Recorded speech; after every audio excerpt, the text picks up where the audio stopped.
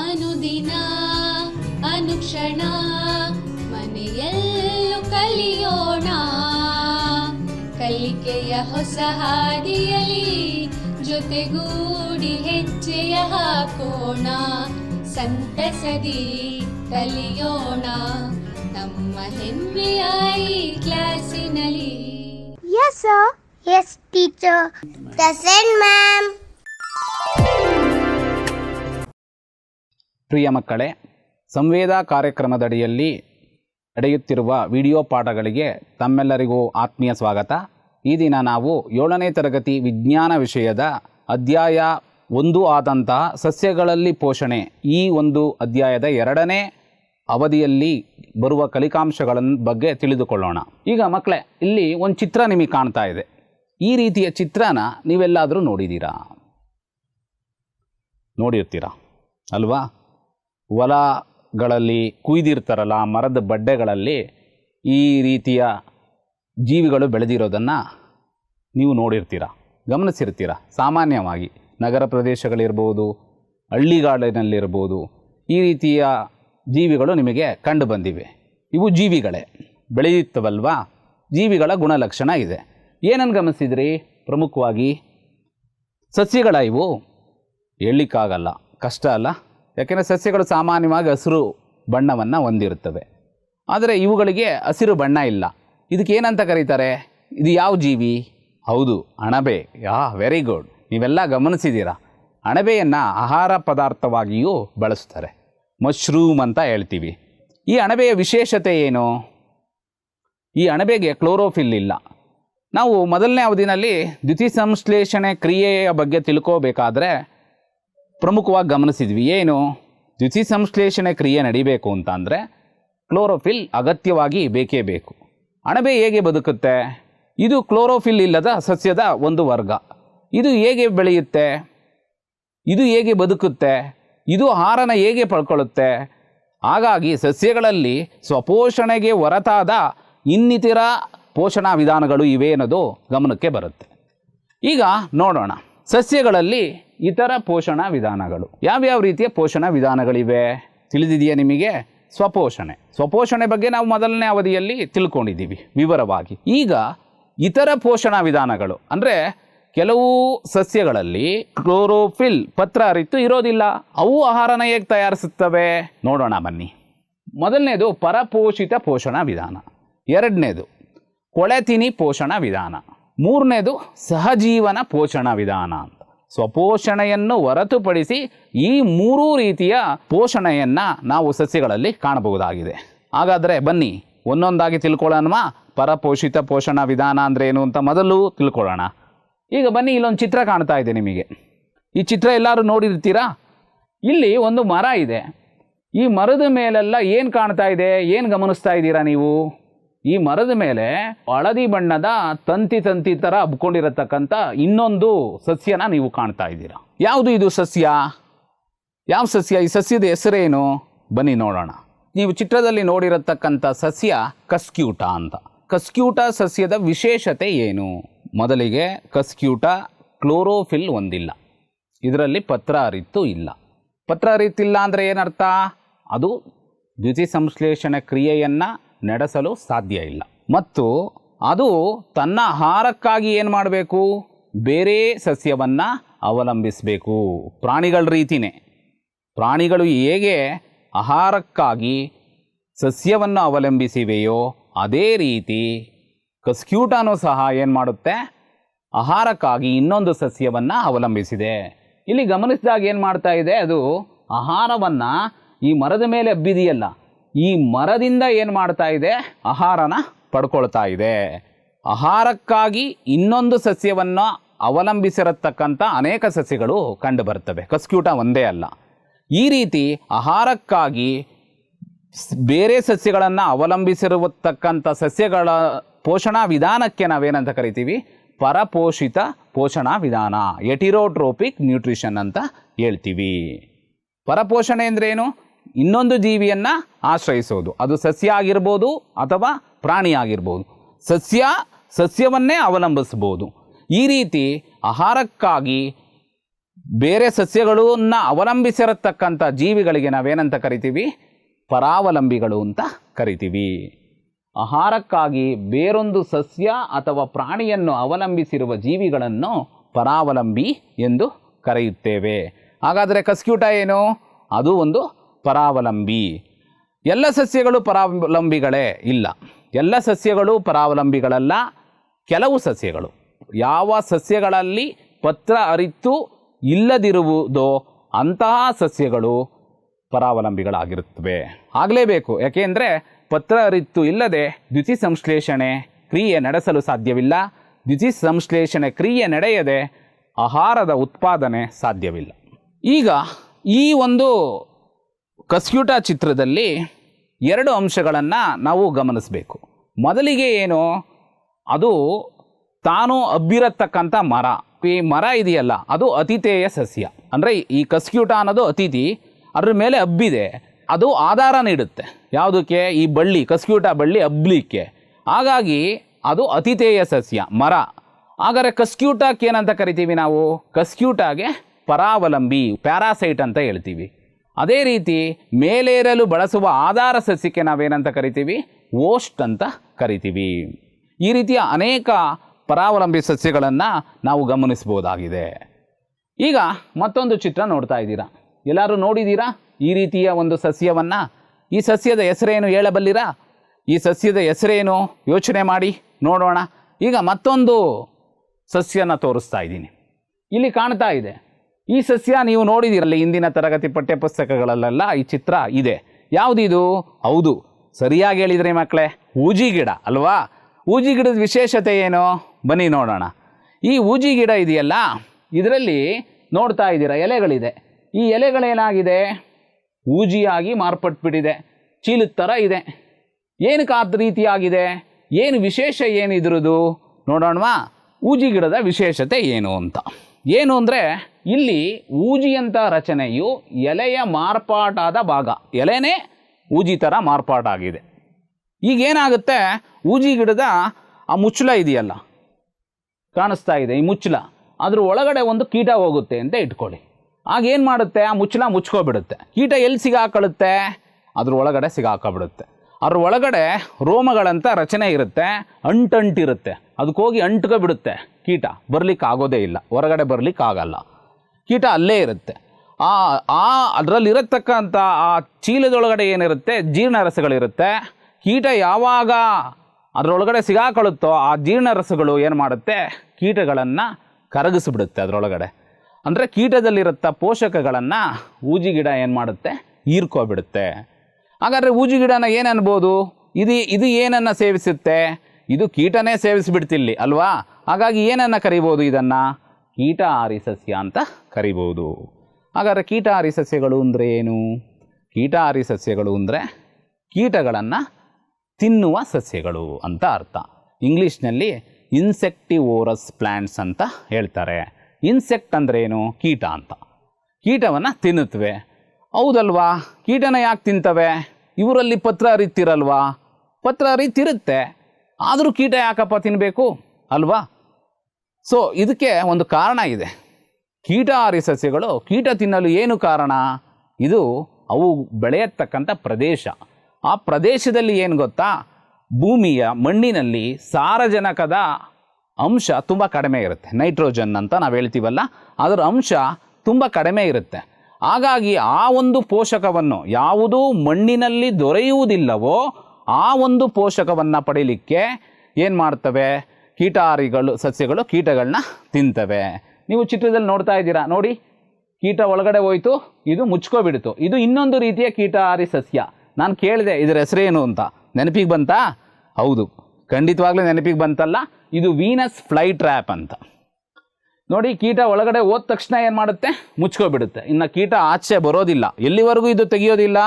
ಎಲ್ಲಿವರೆಗೂ ಕೀಟ ಜೀರ್ಣವಾಗಿ ಹೋಗುತ್ತೋ, ಕೀಟದಲ್ಲಿರತಕ್ಕಂಥ ಪೋಷಕಗಳು ಆ ಸಸ್ಯವನ್ನು ಸೇರೋವರೆಗೂ ಸಹಿತ ಅದು ತೆರೆಯೋದಿಲ್ಲ. ಈ ರೀತಿಯ ಸಸ್ಯಗಳಿಗೆ ಕೀಟಹಾರಿ ಸಸ್ಯಗಳು ಅಂತ ಹೇಳ್ತೀವಿ. ಕೀಟಹಾರಿ ಸಸ್ಯಗಳಲ್ಲೇ ಇನ್ನೂ ಅನೇಕ ರೀತಿಯ ಸಸ್ಯಗಳನ್ನು ನಾವು ಗುರುತಿಸ್ಬೋದಾಗಿದೆ. ಬನ್ನಿ ಮಕ್ಕಳೇ, ಒಂದು ವಿಡಿಯೋನ ನೋಡೋಣ. ಸಸ್ಯಗಳು ಇಲ್ಲಿ ಕಾಣುವ ವಿಸ್ಮಯಕಾರಿಯಾದ ಸಸ್ಯಗಳು ಚಿಕ್ಕ ಚಿಕ್ಕ ಕೀಟಗಳನ್ನು, ಪ್ರಾಣಿಗಳನ್ನು ತಿಂದು ಬದುಕುತ್ತವೆ. ಇಂತಹ ಸಸ್ಯಗಳನ್ನು ಕೀಟಾಹಾರಿ ಸಸ್ಯಗಳು ಎಂದು ಕರೆಯುತ್ತೇವೆ.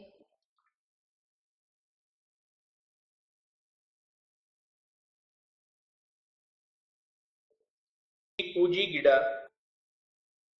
ಇಬ್ಬನಿ ಗಿಡ, ನೊಣದ ಬೋನು ಮುಂತಾದವು.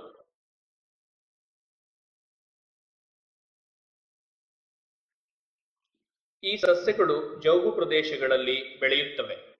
ಜೌಗು ಪ್ರದೇಶವೆಂದರೆ ಆ ಪ್ರದೇಶದಲ್ಲಿ ವಿಪರೀತವಾದ ನೀರು ಸಂಗ್ರಹವಾಗಿ ಅಲ್ಲಿಯ ಮಣ್ಣು ತನ್ನ ಫಲವತ್ತತೆಯನ್ನು ಕಳೆದುಕೊಂಡಿರುತ್ತದೆ. ಆ ಮಣ್ಣಿನಲ್ಲಿ ಬೆಳೆಯುವ ಸಸ್ಯಗಳಿಗೆ ಪೋಷಕಾಂಶಗಳ ಕೊರತೆ ಇರುತ್ತದೆ. ಎಲ್ಲಾ ಸಸ್ಯಗಳು ಆರೋಗ್ಯಕರವಾಗಿ ಬೆಳೆಯಲು ಸಾರಜನಕದ ಜೊತೆಗೆ ಹಲವಾರು ಪೋಷಕಾಂಶಗಳು ಬೇಕು. ಆದರೆ ಈ ಜೌಗು ಪ್ರದೇಶಗಳಲ್ಲಿ ಸಾರಜನಕ ಪೋಷಕಾಂಶ ತುಂಬಾ ಕಡಿಮೆ ಇರುತ್ತದೆ. ಹಾಗಾಗಿ ಈ ಕೀಟಾಹಾರಿ ಸಸ್ಯಗಳು ಚಿಕ್ಕ ಚಿಕ್ಕ ಕೀಟಗಳನ್ನು ಮತ್ತು ಪ್ರಾಣಿಗಳನ್ನು ತಿಂದು ತಮಗೆ ಬೇಕಾಗುವ ಸಾರಜನಕವನ್ನು ಪಡೆದುಕೊಂಡು ಬದುಕುತ್ತವೆ.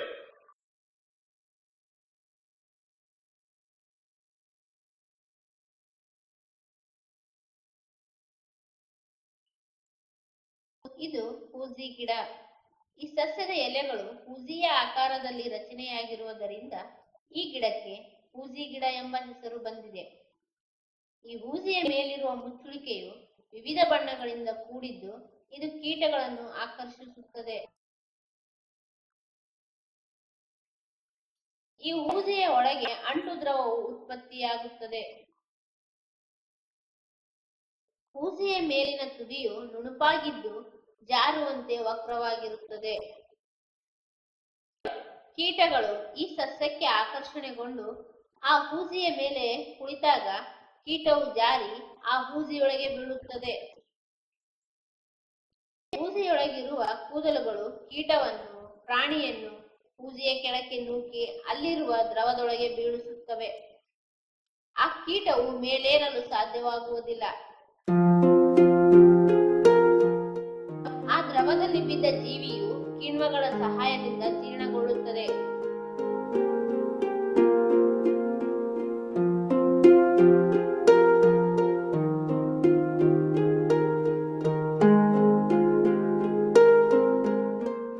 ಈ ರೀತಿಯಾಗಿ ಹೂಜಿ ಗಿಡವು ಜೀವಿಗಳನ್ನು ಬೇಟೆಯಾಡುತ್ತದೆ.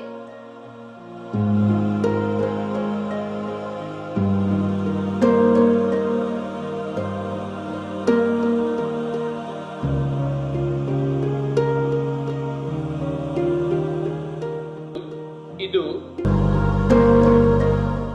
ಎಲೆಯ ಮೇಲೆ ಕೀಟಗಳು ಕುಳಿತಾಗ ಸುತ್ತಲೂ ಇರುವ ಗ್ರಹಣಾಂಗಗಳು ಕೀಟಗಳೆಡೆಗೆ ಬಾಗಿ ಕೀಟವು ಹಾರಿ ಹೋಗದಂತೆ ನಿಧಾನವಾಗಿ ಕೀಟವನ್ನು ಹಿಡಿದುಕೊಳ್ಳುತ್ತದೆ. ವಿಡಿಯೋ ನೋಡಿದ್ರಲ್ವಾ? ತುಂಬ ಚೆನ್ನಾಗಿತ್ತಲ್ವಾ? ಈ ರೀತಿಯ ಸಸ್ಯಗಳು ನಿಮ್ಮ ಪರಿಸರದಲ್ಲಿ ಕಂಡು ಬಂದರೆ ಅದನ್ನು ನೀವು ಗುರುತಿಸ್ತೀರಲ್ವಾ? ಈಗ ಮಕ್ಕಳೇ ಮತ್ತೊಂದು ಚಿತ್ರನ ನೋಡ್ತಾ ಇದ್ದೀರಾ. ಇದು ಆಲ್ರೆಡಿ ನೀವು ಗುರುತಿಸಿದ್ದೀರಾ. ಏನಿದು? ಅಣಬೆ ಅಲ್ವಾ? ಅಣಬೆ ಎಲ್ಲಿ ಬೆಳೆಯುತ್ತೆ ಗಮನಿಸಿದ್ದೀರಾ? ಅಣಬೆ ಯಾವಾಗಲೂ ತುಂಬ ತೇವಭರಿತವಾದ ಕೊಳೆಯುತ್ತಿರುವ ವಸ್ತುಗಳ ಮೇಲೆ ಬೆಳೆಯುತ್ತೆ. ಯಾವಾಗಲೂ ಅಷ್ಟೇ. ಯಾಕೆ ಕೊಳೆಯುತ್ತಿರೋ ವಸ್ತುಗಳ ಮೇಲೆ ಯಾಕೆ ಬೆಳೆಯುತ್ತೆ ಗಮನಿಸಿದ್ದೀರಾ? ಇದು ಹಸಿರು ಬಣ್ಣನ ಹೊಂದಿಲ್ಲ, ಅಂದರೆ ಪತ್ರ ಹರಿತಿಲ್ಲ ಅಲ್ವಾ? ಹಾಗಾಗಿ ಇದೇನಿದು? ಸರಿಯಾಗಿ ಹೇಳಿದ್ರಿ, ಇದು ಸಹಿತ ಒಂದು ಪರಾವಲಂಬಿನೇ. ಹಾಗಾಗಿ ಇದು ಆದರೆ ಕೀಟಾಹಾರಿ ಸಸ್ಯದ ಥರ ಅಲ್ಲ. ಇದು ಕೀಟನ ಸೇವಿಸೋದಿಲ್ಲ, ಕೀಟನ ತಿನ್ನೋದು ಇಲ್ಲ. ಇದೇನು ಮಾಡುತ್ತೆ ಅಂತ ನಾವು ಕಂಡುಹಿಡ್ಕೋಬೇಕು ಅಂದರೆ ನೀವೊಂದು ಚಟುವಟಿಕೆ ಮಾಡಬೇಕಾಗುತ್ತೆ. ಏನು ಚಟುವಟಿಕೆ?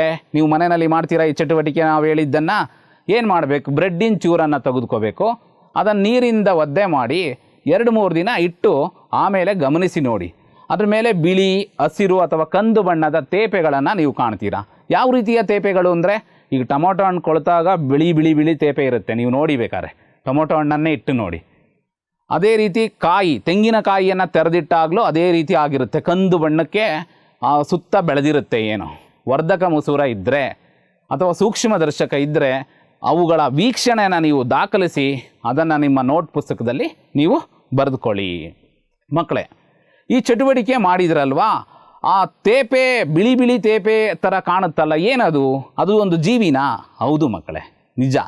ಅದು ಸಹಿತ ಒಂದು ಜೀವಿ. ಯಾವ ಜೀವಿ ಅದು? ಆ ಥರದ ಜೀವಿಗಳಿಗೆ ನಾವು ಶಿಲೀಂಧ್ರಗಳು ಅಂತ ಕರಿತೀವಿ. ನಾನು ಹೇಳಿದ್ನಲ್ಲ ಚಟುವಟಿಕೆಯಲ್ಲಿ, ಚಿತ್ರದಲ್ಲಿ ನೀವು ಕಾಣ್ತಾ ಇದ್ದೀರಾ, ಬ್ರೆಡ್ ಇದೆ. ಬ್ರೆಡ್ಡನ್ನು ನೆನೆಸಿಟ್ರೆ ಹಳದಿ ಬಣ್ಣಕ್ಕೆ ಬಂದಿರುತ್ತೆ. ಎರಡು ದಿನ ಬಿಟ್ಟ ಮೇಲೆ ನೋಡಿ ನೀವು, ಈ ಬ್ರೆಡ್ಡಿನ ಮೇಲೆ ಏನು ಬೆಳೆದಿದೆ? ಶಿಲೀಂಧ್ರ ಬೆಳೆದಿದೆ ಅಂತ ಹೇಳ್ತೀವಿ. ಈ ಶಿಲೀಂಧ್ರ ಎಂಥ ಜೀವಿ? ಸ್ವಪೋಷಕನ ಅಥವಾ ಪರಪೋಷಕನ ಅಥವಾ ಪರಾವಲಂಬಿನ? ಏನು? ಈಗ ನೀವು ಗಮನಿಸಿದ್ದೀರಾ, ಈ ಜೀವಿಗಳಿಗೆ ಏನಂತ ಕರಿತೀವಿ? ಶಿಲೀಂಧ್ರಗಳು ಅಂತ ಕರಿತೀವಿ. ಈ ಶಿಲೀಂಧ್ರಗಳು ಏನು ಮಾಡ್ತವೆ? ಅವು ಬೇರೆಯಾದ ರೀತಿಯ ಪೋಷಣಾ ವಿಧಾನನ ಹೊಂದಿವೆ. ಅಂದರೆ ಅವು ಬ್ರೆಡ್ಡಿನಿಂದ ಪೋಷಣೆಯನ್ನು ಪಡ್ಕೊಳ್ತವೆ. ಅಂದರೆ ಯಾವ ವಸ್ತು ಕೊಳೆಯುತ್ತಿದೆಯೋ ಆ ವಸ್ತುವಿನಿಂದ ಅದು ಏನು ಮಾಡುತ್ತೆ? ತನ್ನ ಪೋಷಣೆಯನ್ನು ಬಳಕೊಂಡು ತಾನು ಬೆಳೆಯುತ್ತೆ. ಈ ರೀತಿಯ ಪೋಷಣಾ ವಿಧಾನಕ್ಕೆ ನಾವೇನಂತ ಕರಿತೀವಿ ಅಂದರೆ ಕೊಳೆತಿನಿ ಪೋಷಣೆ ಅಂತ ಕರಿತೀವಿ. ಈ ಶಿಲೀಂಧ್ರಗಳಿವೆಯಲ್ಲ, ಇವುಗಳ ಬಗ್ಗೆ ನೀವು ತುಂಬ ತಿಳ್ಕೋಬೇಕು. ಈ ಶಿಲೀಂಧ್ರಗಳ ಬೀಜಾಣುಗಳು ಸಾಮಾನ್ಯವಾಗಿ ಗಾಳಿಯಲ್ಲಿರ್ತವೆ. ಯಾವಾಗ ಒದ್ದೆಯಾದ ಮತ್ತು ಬೆಚ್ಚಗಿನ ವಸ್ತುಗಳ ಮೇಲೆ ಅವು ಬಿದ್ದರೆ ಮೊಳಕೆ ಹೊಡೆದು ಅಲ್ಲಿ ಬೆಳೀತವೆ. ನೀವು ಗಮನಿಸಿರ್ಬೋದು, ಶೂ ಇದೆಯಲ್ಲ, ಶೂ ಮಳೆಗಾಲದಲ್ಲಿ ಶೂ ಹಾಳಾಗುತ್ತೆ, ಆಚೆನೆ ಬಿಟ್ಟರೆ ಅದ್ರ ಮೇಲೆ ಬೂಸ್ಟ್ ಬೆಳೆದಿದೆ ಅಂತ ಹೇಳ್ತಾರೆ ಮನೆಯಲ್ಲೆಲ್ಲ. ಅದೇ ರೀತಿ ಚರ್ಮದ ಯಾವುದೇ ವಸ್ತುಗಳಿರ್ಬೋದು, ಅದ್ರ ಮೇಲೆ ಸ್ವಲ್ಪ ದಿನ ಹಾಗೇ ಬಿಟ್ಟರೆ ಒದ್ದೆಯಾದ ಜಾಗದಲ್ಲಿ ಏನಾಗುತ್ತೆ? ಹಾಳಾಗೋಗುತ್ತೆ. ಹಾಗಾದರೆ ಶಿಲೀಂಧ್ರಗಳು ಹಾನಿಕಾರಕವೇ? ಆ ರೀತಿ ಹೇಳಲಿಕ್ಕೆ ಬರಲ್ಲ. ಕೆಲವು ಶಿಲೀಂಧ್ರಗಳು ಹಾನಿಕಾರಕ, ಅವು ರೋಗವನ್ನು ತರುತ್ತವೆ. ಗಾಯ ಆಗೋದು ಚರ್ಮದ ಮೇಲೆ, ಅದಕ್ಕೂ ಶಿಲೀಂಧ್ರನೇ ಕಾರಣವಾಗಿರುತ್ತೆ. ಅದೇ ರೀತಿ ಶಿಲೀಂಧ್ರಗಳಿಂದ ಉಪಯೋಗವೂ ಇದೆ. ಉದಾಹರಣೆಗೇನು? ಈ ಪೆನ್ಸಿಲಿನ್ ಅಂತ ಹೇಳ್ತಾರಲ್ಲ, ಚುಚ್ಚುಮದ್ದು, ವ್ಯಾಕ್ಸಿನನ್ನು ಏನು ಮಾಡ್ತಾ ಇದ್ದಾರೆ? ಇದರಿಂದನೇ ಬಳಸ್ತಾರೆ. ಅನೇಕ ಔಷಧಿಯನ್ನು ನಾವು ಯಾವುದರಿಂದ? ಶಿಲೀಂಧ್ರಗಳಿಂದ ಪಡಿತೀವಿ. ಹಾಗಾಗಿ ಶಿಲೀಂಧ್ರಗಳು ನಮಗೆ ಹಾನಿಕಾರಕವೂ ಹೌದು, ಅನುಕೂಲಕಾರಕವೂ ಹೌದು. ಅವುಗಳ ಬಹಳ ಮಹತ್ವನ ಪಡೆದಿವೆ ಅಂತ. ಹೀಗೆ ಸತ್ತ ಮತ್ತು ಕೊಳೆಯುತ್ತಿರುವ ವಸ್ತುವಿನಿಂದ ಜೀವಿಗಳು ಪೋಷಕವನ್ನು ಪಡೆದುಕೊಳ್ಳುವ ವಿಧಾನಕ್ಕೆ ನಾವೇನಂತ ಕರಿತೀವಿ? ಕೊಳೆತಿನಿ ಪೋಷಣೆ ಅಂತ ಕರಿತೀವಿ. ಯಾವ ಜೀವಿ ಈ ರೀತಿ ಸತ್ತ ಅಥವಾ ಕೊಳೆಯುತ್ತಿರುವ ವಸ್ತುವಿನಿಂದ ಆಹಾರವನ್ನು ಪಡೆದು ತಾನು ಬೆಳೆಯುತ್ತೋ ಅಂತಹ ಜೀವಿಯನ್ನು ನಾವೇನಂತ ಕರಿತೀವಿ? ಕೊಳೆತಿನಿಗಳು ಅಂತ ಕರಿತೀವಿ. ಕೊಳೆತಿನಿಗೆ ಅನೇಕ ಉದಾಹರಣೆಗಳನ್ನು ನಾವು ಕೊಡಬಹುದು. ಉದಾಹರಣೆಗೆ ಅಣಬೆ ಒಂದು ಕೊಳೆತಿನಿ. ಅದನ್ನು ಇಂಗ್ಲೀಷ್ನಲ್ಲಿ ಈ ಎಲ್ಲ ಕೊಳೆತಿನಿಗಳನ್ನು ಸ್ಯಾಪ್ರೋಟ್ರೋಪ್ಸ್ ಅಂತ ಕರೀತಾರೆ, ಸ್ಯಾಪ್ರೋಫೈಟ್ ಅಂತಲೂ ಹೇಳ್ತಾರೆ. ಈಗ ಇನ್ನೊಂದು ಚಿತ್ರನ ನೀವು ಗಮನಿಸ್ತಾ ಇದ್ದೀರಾ. ಈ ಚಿತ್ರದಲ್ಲಿ ಏನೇನು ಗಮನಿಸಿದ್ದೀರಾ? ನೀವು ನೋಡಿದ್ದೀರಾ ಇದನ್ನು. ಎಲ್ಲಿ ನೋಡಿದ್ದೀರಾ? ಹೌದು, ಮರಗಳ ಮೇಲೆ. ಮರಗಳ ಮೇಲೆ ಈ ರೀತಿ ಚಿತ್ರ ಇರುತ್ತೆ. ಹಲವಾರು ಚಿತ್ರಗಳನ್ನ ನೀವು ನೋಡ್ತಾ ಇರ್ತೀರ. ಅದ್ರ ಮೇಲೆ ಯಾರೋ ಅಂಟಿಸಿರೋ ಥರ ಇರುತ್ತೆ, ಪೇಪರ್ನಲ್ಲಿ ಅಂಟಿಸಿರೋ ಥರ ಕಾಣುತ್ತೆ. ನಿಮ್ಮ ಕುಡಿಯುವ ನೀರಿನ ಟ್ಯಾಂಕಿನ ಮೇಲೂ ಸಹಿತ ಇದು ಬೆಳೆದಿರುತ್ತೆ ಅಲ್ವಾ? ಎಲ್ಲೆಲ್ಲಿ ತೇವಾಂಶ ಇರುತ್ತೋ ಮಳೆಗಾಲದಲ್ಲಿ ಗೋಡೆಗಳ ಮೇಲೆಲ್ಲ ಕಾಣುತ್ತೆ, ಹೆಚ್ಚು ಮಳೆ ಬೀಳತಕ್ಕಂಥ ಪ್ರದೇಶದಲ್ಲಿ. ಯಾವುದಿದು? ಇದು ಜೀವಿನ, ನಿರ್ಜೀವಿನ? ಇದರ ಮಹತ್ವ ಏನು ನೋಡೋಣವಾ? ಇದು ಕಲ್ಲು ಹೂವು ಅಂತ ಹೇಳ್ತೀವಿ ನಾವು. ಲಿಚೆನ್ಸ್ ಅಂತ ಕರೀತಾರೆ ಆಂಗ್ಲ ಭಾಷೆಯಲ್ಲಿ. ಕಲ್ಲು ಹೂಗಳು ಅಂತ ಯಾಕೆ ಕರೀತಾರೆ? ಕಲ್ಲು ಮೇಲೆ ಬೆಳೆಯುತ್ತೆ, ಹೂ ಥರ ಕಾಣುತ್ತೆ. ಇದರ ವಿಶೇಷತೆ ಏನು? ಇದು ಕಲ್ಲು ಹೂವು ಅನ್ನೋದು ಒಂದು ಜೀವಿ ಅಲ್ಲ. ಈ ಕಲ್ಲು ಹೂವಿನಲ್ಲಿ ನಾವು ಎರಡು ಜೀವಿಗಳನ್ನ ಗುರುತಿಸ್ಬೋದು. ಮೊದಲಿಗೆ ಯಾವುದು? ಶಿಲೀಂಧ್ರ. ಎರಡನೇದು ಶೈವಲ. ಶಿಲೀಂಧ್ರ ಮತ್ತು ಶೈವಲ ಎರಡೂ ಏನು ಮಾಡುತ್ತವೆ? ಒಟ್ಟಿಗೆ ಬೆಳೆಯುತ್ತವೆ, ಒಟ್ಟಿಗೆ ಇರ್ತವೆ. ಇಲ್ಲಿ ಶಿಲೀಂಧ್ರ ಏನು ಮಾಡುತ್ತೆ? ಶಿಲೀಂಧ್ರವು ಆಶ್ರಯ, ನೀರು ಮತ್ತು ಖನಿಜಗಳನ್ನು ಶೈವಲಕ್ಕೆ ಒದಗಿಸುತ್ತೆ. ಶೈವಲ ಅಂದರೆ ಏನು? ಶೈವಲನೂ ನೀವು ನೋಡಿದ್ದೀರಾ. ಈಗ ನೀರಿನ ಇದಿದೆಯಲ್ಲ ಕೊಳ, ಆ ಕೊಳದಲ್ಲಿ ನೀಲಿ ಕಲರ್, ಹಸಿರು ಕಲರ್ ಪಾಚಿ ಎಲ್ಲ ತೇಲ್ತಾ ಇರುತ್ತೆ. ಪಾಚಿ ಅಂತ ಕರಿತೀರ ನೀವು. ಆ ಪಾಚಿ ಏನು? ಅದು ಶೈವಲ. ಈ ಒಂದು ಕಲ್ಲು ಹೂವಿನಲ್ಲಿ ಶೈವಲನೂ ಸೇರಿಕೊಂಡಿರುತ್ತೆ, ಶಿಲೀಂಧ್ರನೂ ಅದರ ಜೊತೆ ವಾಸ ಮಾಡುತ್ತೆ. ಶಿಲೀಂಧ್ರವು ಶೈವಲಕ್ಕೆ ಆಶ್ರಯ, ನೀರು ಮತ್ತು ಖನಿಜಗಳನ್ನು ಒದಗಿಸುತ್ತೆ. ಶೈವಲದಲ್ಲಿ ಏನಿರುತ್ತೆ? ಪತ್ರ ಹರಿಯುತ್ತಿರುತ್ತೆ. ಆ ಕಾರಣದಿಂದ ಅದೇನು ಮಾಡುತ್ತೆ? ಆಹಾರವನ್ನು ತಯಾರಿಸಿ ಶಿಲೀಂಧ್ರಕ್ಕೆ ಕೊಡುತ್ತೆ. ಈ ರೀತಿ ಒಂದು ಜೀವಿ ಇನ್ನೊಂದು ಜೀವಿಯ ಜೊತೆಗೆ ಪೋಷಕಗಳನ್ನು ವಿನಿಮಯ ಮಾಡಿಕೊಂಡು ಬದುಕುತ್ತೆ. ಈ ರೀತಿಯ ಒಂದು ಪೋಷಣಾ ವಿಧಾನಕ್ಕೆ ಸಹಜೀವನ. ಸಹಜೀವನ ಅಂದರೆ ಒಟ್ಟಿಗೆ ಬಾಳೋದು ಅಂತ ಅರ್ಥ. ನೋಡಿ, ಇಲ್ಲಿ ಒಂದು ಮೌಲ್ಯ ಯಾವ ರೀತಿ ಇದೆ ಅಂತ. ಎಲ್ಲರೂ ಒಟ್ಟಿಗೆ ಬಾಳಿದರೆ ಆನಂದ, ಕೊಡಬೇಕು ತಗೋಬೇಕು ಅನ್ನೋ ಮೌಲ್ಯನೂ ಸಹಿತ ಪರಿಸರ ಪ್ರತಿಪಾದಿಸಿದೆ. ಕೆಲವು ಜೀವಿಗಳು ಒಟ್ಟಾಗಿ ವಾಸಿಸುತ್ತವೆ. ಯಾಕೆ ಒಟ್ಟಾಗಿ ವಾಸಿಸ್ತವೆ? ಆಶ್ರಯ ಮತ್ತು ಪೋಷಕಗಳನ್ನು ಹಂಚಿಕೊಳ್ತವೆ. ಈ ರೀತಿಯ ಸಂಬಂಧಕ್ಕೆ ನಾವೇನಂತ ಕರಿತೀವಿ? ಸಹಜೀವನ ಅಥವಾ ಸಿಂಬಯಾಸಿಸ್ ಅಂತ ಹೇಳ್ತೀವಿ. ಸೊ ಈಗ ಇದು ಬರೀ ಇದೊಂದೇ ಅಲ್ಲ, ಇನ್ನೂ ಹಲವು ಉದಾಹರಣೆಗಳನ್ನ ನೀವು ನೋಡ್ಬೋದು. ಏನು ಉದಾಹರಣೆಗಳನ್ನ ನೋಡ್ಬೋದು? ಈ ಕೆಲವೊಂದು ಮರದ ಬೇರುಗಳಲ್ಲಿ ಶಿಲೀಂಧ್ರಗಳು ಇರುತ್ತವೆ. ಈ ಶಿಲೀಂಧ್ರ ಏನು ಮಾಡುತ್ತೆ? ಅಗತ್ಯ ಖನಿಜಗಳನ್ನ ಕೊಡುತ್ತೆ, ಆಹಾರವನ್ನು ಮರದಿಂದ ಪಡ್ಕೊಳ್ಳುತ್ತೆ. ಈಗ ಇನ್ನೊಂದು ಚಿತ್ರ ನೋಡ್ತಾ ಇದ್ದೀರಿ ನೀವು. ಇಲ್ಲಿ ರೈತ ಏನು ಮಾಡ್ತಾ ಇದ್ದಾನೆ? ಹೌದಲ್ವಾ? ನೋಡಿದ್ದೀರಾ? ಹಳ್ಳಿಗಾಡಿನಲ್ಲಿರುವ ಮಕ್ಕಳಿಗಂತೂ ಸುಲಭವಾಗಿ ಗೊತ್ತಾಗುತ್ತೆ, ನಗರ ಪ್ರದೇಶದ ಮಕ್ಕಳಿಗೆ ಹೋಲಿಸಿದ್ರೆ. ಇಲ್ಲೇನು ಮಾಡ್ತಾ ಇದ್ದಾರೆ? ಬೆಳೆಗೆ ಗೊಬ್ಬರನ ಎರಚ್ತಾ ಇದ್ದಾನೆ. ಯಾಕೆ ಗೊಬ್ಬರ ಹಾಕಬೇಕು? ಮಣ್ಣಿನಲ್ಲಿ ಇದೆಯಲ್ಲ ಲವಣ. ಪದೇ ಪದೇ ಬೆಳೆನ ಬೆಳೀತಾ ಇದ್ದರೆ ಏನಾಗುತ್ತೆ? ಮಣ್ಣು ತನ್ನ ಸಾರನ ಕಳ್ಕೊಳ್ಬೇಕು. ಖನಿಜಾಂಶಗಳನ್ನು, ಲವಣಗಳನ್ನು ಸಸ್ಯ ಹೀರ್ಕೊಬಿಡುತ್ತೆ. ಆ ಸಸ್ಯನ ನಾವು ಬಳಸ್ಕೊಳ್ತೀವಿ, ಅದರಲ್ಲಿನ ಪೋಷಕಗಳು ನಮಗೆ ಬಂದು ಮಣ್ಣಿನಲ್ಲಿ ಕಡಿಮೆ ಆಗುತ್ತೆ. ಹಾಗಾಗಿ ನಾವೇನು ಮಾಡಬೇಕು? ಮಣ್ಣಿಗೆ ಮತ್ತೆ ಮತ್ತೆ ಬೆಳೆಗಳನ್ನು ಬೆಳೆಯಬೇಕಾದ್ರೆ ಪೋಷಕಗಳನ್ನ ನಾವೇನು ಮಾಡಬೇಕಾಗುತ್ತೆ? ಸೇರಿಸಬೇಕಾಗುತ್ತೆ. ಈ ರೀತಿ ಪೋಷಕಗಳು ಮಣ್ಣಿನಲ್ಲಿ ಹೇಗೆ ಪುನರ್ಬಳಕೆ ಆಗ್ತವೆ? ಒಂದು ಸಸ್ಯ ಇದೆ, ಆ ಸಸ್ಯ ಸತ್ತ ನಂತರ ಏನಾಗುತ್ತೆ? ಅದರಲ್ಲಿರೋ ಪೋಷಕಗಳು ಮತ್ತೆ ವಿಘಟಕಗಳ ಸಹಾಯದಿಂದ ಮಣ್ಣನ್ನೇ ಸೇರಿಕೊಳ್ಳುತ್ತವೆ. ಈಗ ಇಷ್ಟೇ ಅಲ್ಲ, ಬರೀ ರಸಗೊಬ್ಬರನ್ನೇ ಹಾಕಲ್ಲ. ನೀವೆಲ್ಲ ನೋಡಿರ್ಬೋದು, ಹಸುವಿನ ಸಗಣಿ, ತಿಪ್ಪೆ ಅಂತ ಹೇಳ್ತೀವಿ ನಾವು, ಗೊಬ್ಬರ. ಇದೆಲ್ಲ ಗೊಬ್ಬರ ಮಾಡಿ ಏನು ಮಾಡ್ತೀವಿ? ಹೊಲಗಳಲ್ಲಿ ಬೆಳೆಯನ್ನು ಬೆಳೆಯೋದಕ್ಕಿಂತ ಮುಂಚೆ ಮಣ್ಣಿನ ಜೊತೆ ಬೆರೆಸತಕ್ಕಂಥದ್ದನ್ನು ನಾವು ಗಮನಿಸಿದ್ದೀವಿ. ಯಾಕೆ ಹೀಗೆ ಮಾಡ್ತೀವಿ ಅಂತ ಗೊತ್ತಾಯ್ತಲ್ಲ? ಯಾಕೆ ಅಂತಂದರೆ ಬೆಳೆ ಬೆಳೀತಾ ಹೋದಂತಲ್ಲ ಮಣ್ಣಿನಲ್ಲಿರತಕ್ಕಂಥ ಪೋಷಕಗಳ ಪ್ರಮಾಣ ಕಡಿಮೆ ಆಗುತ್ತೆ. ಅವುಗಳನ್ನು ನಾವು ಮತ್ತೆ ಮಣ್ಣಿಗೆ ಪೋಷಕಗಳನ್ನ ಸೇರಿಸ್ಬೇಕಾಗುತ್ತೆ, ಲವಣಗಳನ್ನ ಸೇರಿಸ್ಬೇಕಾಗುತ್ತೆ, ಖನಿಜಗಳನ್ನು ಸೇರಿಸ್ಬೇಕಾಗುತ್ತೆ. ಇಲ್ಲೊಂದು ಚಿತ್ರ ನೋಡ್ತಾ ಇದ್ದೀರಾ. ಈ ಚಿತ್ರದಲ್ಲಿ ಏನು ಕಾಣ್ತಾ ಇದ್ದೀರಾ? ಯಾವುದೋ ಒಂದು ಬೇರಿದೆ. ಈ ಬೇರನ್ನು ಗಮನಿಸಿ, ಅಲ್ಲಲ್ಲೇ ಗಂಟುಗಳು ಕಾಣ್ತಾ ಇದೆ. ಏನು, ಯಾಕೆ ಈ ಗಂಟುಗಳು? ಯಾವ ರೀತಿಯ ಸಸ್ಯಗಳಲ್ಲಿ ಈ ಗಂಟುಗಳು ಕಂಡು ಬರುತ್ತೆ? ಕಡಲೆಕಾಯಿ ತಿಂದಿದ್ದೀರಾ ನೀವು ಎಲ್ಲ ಅಲ್ವಾ? ಕಿತ್ತು ಹೊಲದಲ್ಲಿ ಕಡಲೆಕಾಯಿಯ ಸಸ್ಯದ ಬೇರುಗಳಲ್ಲಿ ಈ ರೀತಿಯ ಗಂಟು ಇರುತ್ತೆ. ಬರೀ ಕಡಲೆಕಾಯಿ ಅಲ್ಲ, ತೊಗರಿಕಾಯಿ ಸಸ್ಯದಲ್ಲೂ ಸಹಿತ ಕಂಡುಬರುತ್ತೆ. ಸಾಮಾನ್ಯವಾಗಿ ಎಲ್ಲ ದ್ವಿದಳ ಧಾನ್ಯಗಳಲ್ಲೂ ಸಹಿತ ಕಂಡುಬರುತ್ತೆ. ಏನು ಇದರಲ್ಲಿ ಯಾಕೆ ಗಂಟು? ಏನು ವಿಶೇಷತೆ ಏನಪ್ಪ ಅಂತಂದರೆ ಏನು ಅಂದರೆ, ಈ ಸಸ್ಯಗಳಿಗೆ ನಾನು ಆಗಲೇ ಹೇಳಿದಾಗೆ ಪ್ರೋಟೀನ್ ತಯಾರಿಸಲಿಕ್ಕೆ ಸಾರಜನಕ ಬೇಕು. ಸಾರಜನಕ, ನೈಟ್ರೋಜನ್, ಅದು ಮಣ್ಣಿನಲ್ಲಿ ಇಲ್ಲವೇ ಇಲ್ಲ, ಅದು ಗಾಳಿಯಲ್ಲಿದೆ. ಈ ಗಾಳಿಯಲ್ಲಿರತಕ್ಕಂಥ ನೈಟ್ರೋಜನ್ನು ಮಣ್ಣಿಗೆ ಹೋಗಬೇಕು ಅಂದರೆ ಯಾವ ರೀತಿ ಹೋಗುತ್ತೆ? ತನ್ನಷ್ಟಕ್ಕೆ ತಾನೇ ಹೋಗಲ್ಲ. ಈ ಜೀವಿಗಳಿವೆ, ರೈಜೋಬಿಯಮ್ ಅನ್ನೋ ಒಂದು ಬ್ಯಾಕ್ಟೀರಿಯಾ. ಇದು ಏನು ಮಾಡುತ್ತೆ? ಈ ದ್ವಿದಳ ಧಾನ್ಯದ ಬೇರುಗಳಲ್ಲಿ ಸೇರಿಕೊಳ್ಳುತ್ತೆ. ಈ ರೈಜೋಬಿಯಮ್ಗೆ ಯಾವ ಶಕ್ತಿ ಇದೆ ಅಂದರೆ, ಪರಿಸರದ ವಾತಾವರಣದಲ್ಲಿರತಕ್ಕಂಥ ನೈಟ್ರೋಜನ್ನನ್ನು ಅದು ಕರಗಬಲ್ಲ ರೂಪಕ್ಕೆ, ಅಂದರೆ ಮಣ್ಣಿನಲ್ಲಿ ಕರಗಬಲ್ಲ ರೂಪಕ್ಕೆ, ಮಣ್ಣಿನಲ್ಲಿ ಕರಗಬೇಕದು ನೈಟ್ರೇಟ್ಗಳಾಗಿ ಅಥವಾ ನೈಟ್ರೋಜನ್ ಸಂಯುಕ್ತಗಳಾಗಿ ಮಣ್ಣಿನಲ್ಲಿ ಕರಗಿ ಬೇರುಗಳು ಹೀರ್ಕೋಬೇಕು. ಆ ರೀತಿ ಮಾಡತಕ್ಕಂಥ ಒಂದು ಶಕ್ತಿ ಆ ರೈಜೋಬಿಯಂ ಬ್ಯಾಕ್ಟೀರಿಯಾಗಿದೆ. ಅದೇನು ಮಾಡುತ್ತೆ? ಈ ಗಂಟುಗಳಲ್ಲಿ ಸೇರಿಕೊಳ್ಳುತ್ತೆ, ಈ ದ್ವಿದಳ ಧಾನ್ಯದ ಗಂಟುಗಳಲ್ಲಿ ಸೇರಿಕೊಳ್ಳುತ್ತೆ. ಆದರೆ ರೈಜೋಬಿಯಂಗೆ ತನ್ನದೇ ಆಹಾರನ ಉತ್ಪಾದನೆ ಮಾಡೋ ಶಕ್ತಿ ಇಲ್ಲ. ಅದೇನು ಮಾಡುತ್ತೆ? ಈ ಬೇರುಗಳಲ್ಲಿ ಸೇರಿಕೊಂಡು ಆಹಾರವನ್ನು ಸಸ್ಯದಿಂದ ಪಡ್ಕೊಳ್ಳುತ್ತೆ. ತಾನೇನು ಕೊಡುತ್ತೆ? ಪೋಷಕಗಳನ್ನು ಸಸ್ಯಗಳಿಗೆ ಕೊಡುತ್ತೆ. ಹೇಗಿದೆ ನೋಡಿ, ಪರಿಸರದಲ್ಲಿ ಈಗ ನಾವೇ ಸಾರಜನಕನೇ ತಂದು ಹಾಕಬೇಕಿತ್ತು ಅಂತಂದಿದ್ರೆ ಎಷ್ಟು ಕಷ್ಟ ಆಗ್ತಿತ್ತು.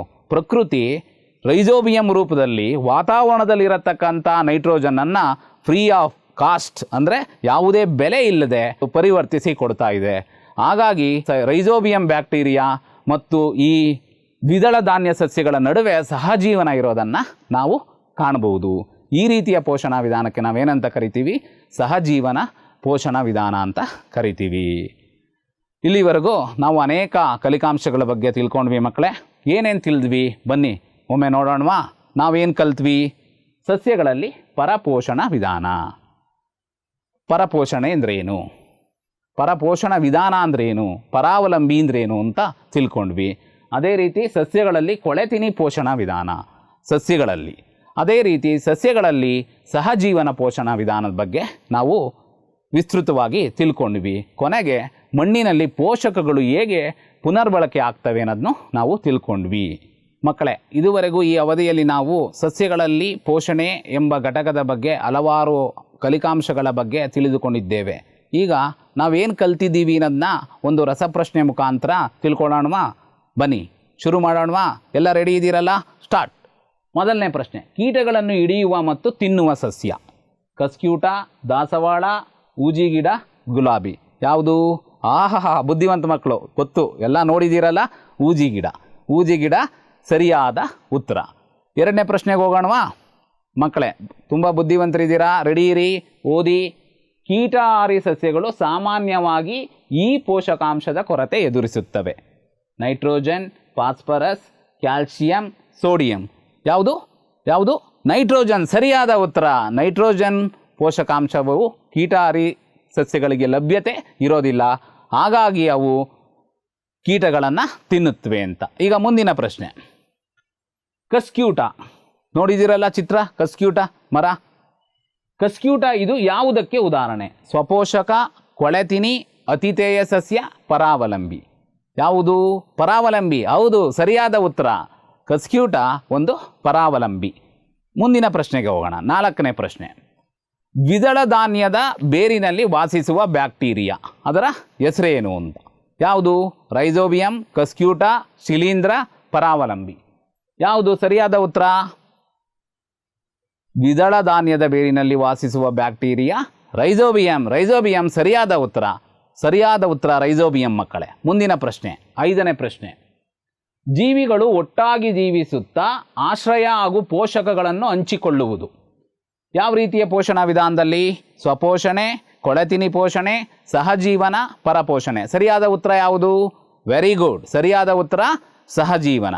ಈಗ ಮುಂದಿನ ಪ್ರಶ್ನೆಗೆ ಹೋಗೋಣವಾ? ಆರನೇ ಪ್ರಶ್ನೆ. ಈಗ ಮಕ್ಕಳೇ, ಆರನೇ ಪ್ರಶ್ನೆ, ಬಿಸಿ ಮತ್ತು ಆರ್ದ್ರ ಹವಾಮಾನದಲ್ಲಿ ತುಂಬ ಸಮಯದವರೆಗೆ ಇಟ್ಟಿರುವ ಉಪ್ಪಿನಕಾಯಿ ಹಾಳಾಗಲು ಕಾರಣ. ಉಪ್ಪಿನಕಾಯಿ ನೀವು ನೋಡಿದ್ದೀರಾ, ಜಾಡಿ ತೆಗೆದಿಟ್ಬಿಟ್ಟು 2-3 ದಿನ ಇದ್ದರೆ ಅದರಲ್ಲಿ ಹತ್ತಿ ಲೋಳೆ ಥರ ಬೆಳ್ಕೊಂಡಿರುತ್ತೆ, ಹಾಳಾಗೋಗ್ಬಿಡುತ್ತೆ. ಯಾವುದು? ಬ್ಯಾಕ್ಟೀರಿಯಾ, ವೈರಸ್, ಶಿಲೀಂಧ್ರ, ಗಾಳಿ. ಸರಿಯಾದ ಉತ್ತರ ಯಾವುದು? ಶಿಲೀಂಧ್ರ. ಸರಿಯಾದ ಉತ್ತರ ಶಿಲೀಂಧ್ರ. ಜಾಣ ಮಕ್ಕಳು. ಏಳನೇ ಪ್ರಶ್ನೆ, ಕಲ್ಲು ಹೂಗಳಲ್ಲಿ ಶೈವಲದ ಜೊತೆ ಸಹಜೀವನ ನಡೆಸುವುದು. ಕಲ್ಲು ಹೂಗಳಲ್ಲಿ ಶೈವಲದ ಜೊತೆ ಸಹಜೀವನ ನಡೆಸುವುದು. ಯಾವುದು? ಬ್ಯಾಕ್ಟೀರಿಯಾ, ವೈರಸ್, ಶಿಲೀಂಧ್ರ, ಗಾಳಿ. ಯಾವುದು ಸರಿಯಾದ ಉತ್ತರ? ಶಿಲೀಂಧ್ರ ಸರಿಯಾದ ಉತ್ತರ. ಜಾಣ ಮಕ್ಕಳು. ಮುಂದಿನ ಪ್ರಶ್ನೆಗೆ ಹೋಗೋಣವಾ? ಮಕ್ಕಳೇ, ಈಗ 8ನೇ ಪ್ರಶ್ನೆ, ಇವುಗಳಲ್ಲಿ ಕ್ಲೋರೋಫಿಲ್ ಹೊಂದಿರುವುದು. ಅಣಬೆ, ಕಸ್ಕ್ಯೂಟ, ಶಿಲೀಂಧ್ರ, ಶೈವಲ. ಯಾವುದು ಸರಿಯಾದ ಉತ್ತರ? ಸರಿಯಾದ ಉತ್ತರ ಶೈವಲ. ಜಾಣ ಮಕ್ಕಳು ಎಲ್ಲರೂ ತುಂಬ ಚೆನ್ನಾಗಿ ಭಾಗವಹಿಸಿದ್ದೀರಾ. ವಂದನೆಗಳು. ಎಲ್ರಿಗೂ ವಂದನೆಗಳು. ಈ ದಿನ ನಾವು 7ನೇ ತರಗತಿ ವಿಜ್ಞಾನ ವಿಷಯದ ಮೊದಲನೇ ಅಧ್ಯಾಯವಾದ ಸಸ್ಯಗಳಲ್ಲಿ ಪೋಷಣೆ ಎಂಬುದ ಪಾಠದ ಕಲಿಕಾಂಶಗಳ ಬಗ್ಗೆ ತಿಳ್ಕೊಂಡಿದ್ವಿ. ನನ್ನ ಹೆಸರು ಮಹೇಶ್ ಬಾಬು BC. ನಾನು ಸರ್ಕಾರಿ ಹಿರಿಯ ಪ್ರಾಥಮಿಕ ಶಾಲೆ OB ಚೂಡಹಳ್ಳಿ, ಬೆಂಗಳೂರು ದಕ್ಷಿಣ ವಲಯ 1, ಬೆಂಗಳೂರು ದಕ್ಷಿಣ ಜಿಲ್ಲೆ, ಇಲ್ಲಿ ಸಹ ಶಿಕ್ಷಕನಾಗಿ ಕಾರ್ಯನಿರ್ವಹಿಸುತ್ತಿದ್ದೇನೆ. ಧನ್ಯವಾದಗಳು. ನಮಸ್ಕಾರ.